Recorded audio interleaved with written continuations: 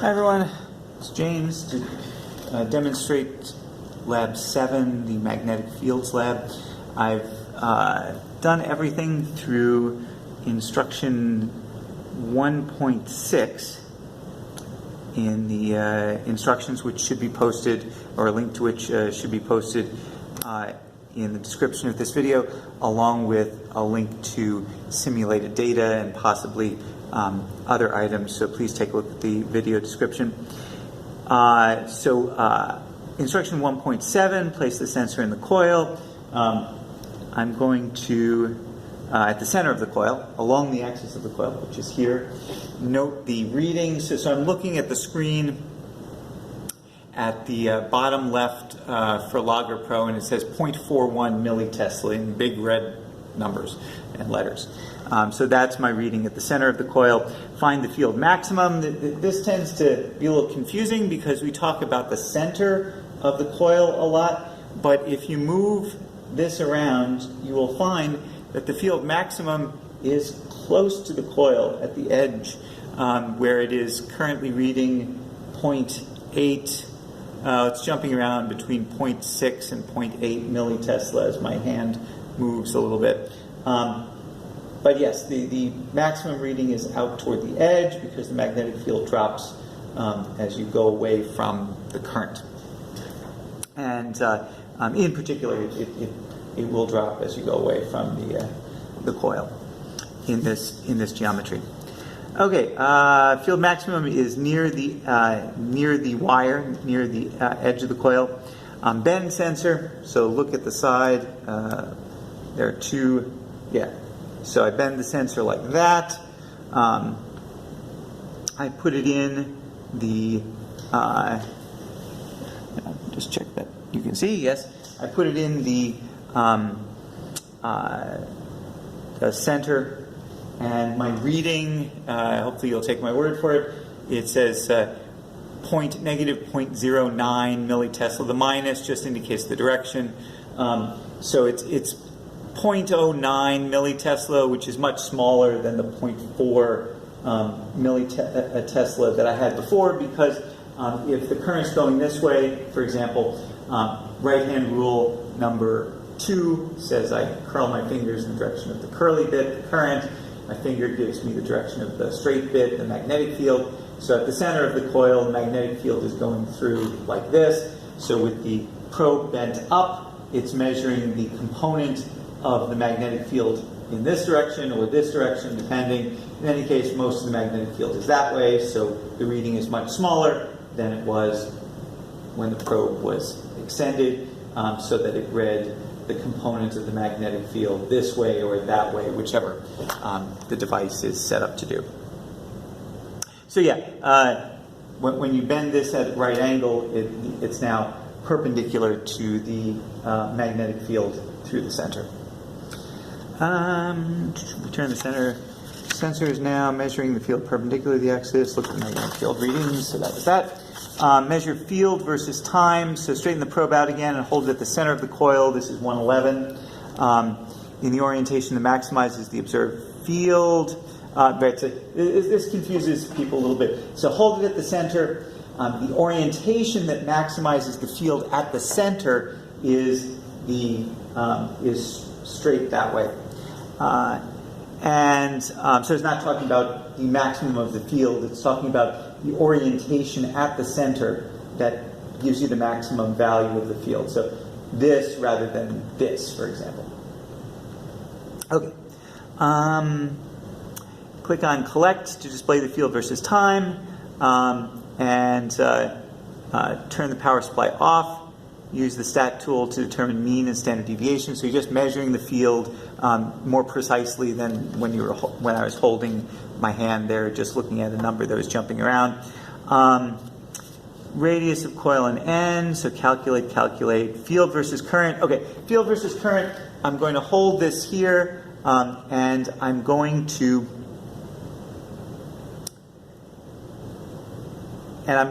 change the current, which is registering on the ammeter. I'm going to change the current by turning the knob here, and I'm going to record the magnetic field at the center of the coil or the component in this direction or that direction at the center of the coil as a function of current. So the magnetic field should be proportional to the current, and you'll calculate the permeability of free space from that, assuming that fact, that the magnetic field is proportional to the current, and comparing that value of mu sub naught to the accepted value or the defined value now will give you a test of whether the magnetic field is in fact proportional to the current. So that's part 2. Part 3, B versus Z, you're going to be testing the equation in the instructions in the theory portion. You're going to test equation 2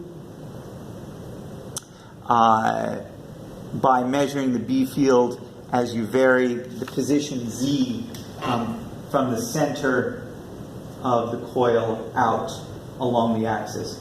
So you measure the B field here, you move the coil a centimeter, measure the B field here, move it a centimeter, measure the B field here, move it a centimeter, measure the B field here. All the while you'll be using a meter stick to measure position, and in that way you'll test equation 2 to see if the B field does in fact depend on distance from the center of the coil along the axis.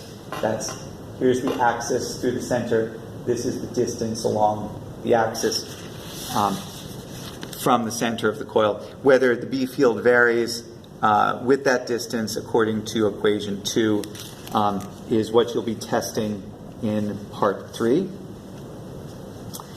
And when you switch the current, you'll get the opposite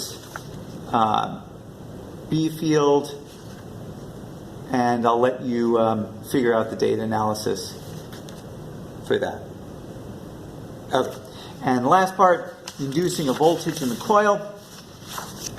I'm going to turn this off, disconnect everything, and hook the voltmeter up to the coil, and I'm going to collect data. And while I do that, I'm going to pull this magnet, that powerful magnet, out of the coil, and or I could push it in and pull it out. In fact, what does the instruction say? That would be a good thing to know. Hold the magnet so the long end lines up with the coil axis, and put your hand through the coil. Jerk the magnet out of the coil as quickly as possible. So I think from the diagram, what the instructions are asking one to do is actually put one's hand through here and then pull it out like that. So now we'll take a look at the result of that, which is the blue curve.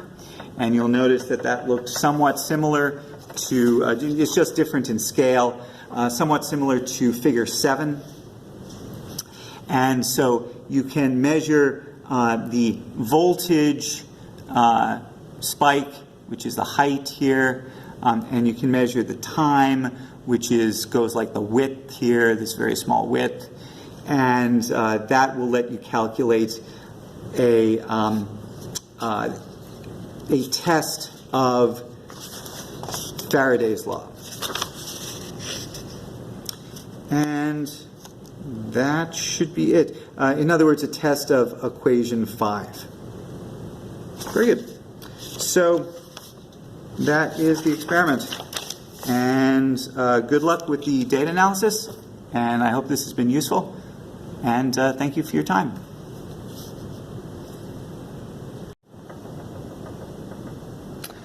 Okay, I neglected to measure 2 important things. One is the radius of the coil, and helpfully it is hard to measure diameter of a circle, but helpfully these holes are lined up so that you can measure from the center of this hole, the center of the coil here, to the center of the coil here, in centimeters, convert to meters, and you're all set. So it looks like mine is very roughly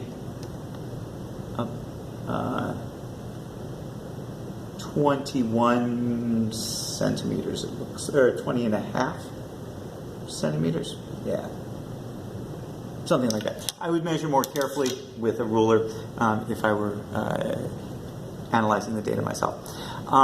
The other thing is I needed to measure the magnetic field of the powerful permanent magnet in order to test Faraday's law, which depends not only on the magnetic field, which depends not only on the voltage spike and the time and the radius of the coil, but also on the magnetic field. So instruction 4.2 says to hold the probe about 10 centimeters from the magnet and measure the magnetic field in this way. So right now the reading is 0.6 milliteslas, jumping around a little bit between 0.59 and 0.6 roughly. So 0.6 millitesla. It's a rough measurement it's a rough test of Faraday's law. So one sig fig, 0.6 millitesla is fine. That should be the whole of it. And again, thank you for your time.